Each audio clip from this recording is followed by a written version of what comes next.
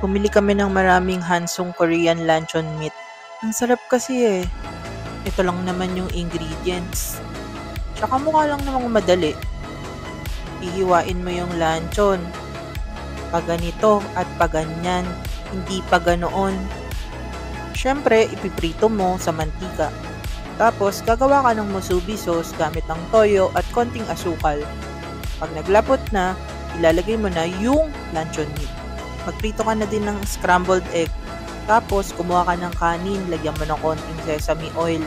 Lamas-lamasin mo para maging sticky rice. Tapos, mag-ready ka na. Huwag kang kakabahan na magkamali sa camera. Pagpapatong-patongin mo lang ng ganyan. Pag ganito, huwag pa ganoon. Yan na ang Korean musubi. Kain na mga kangasab!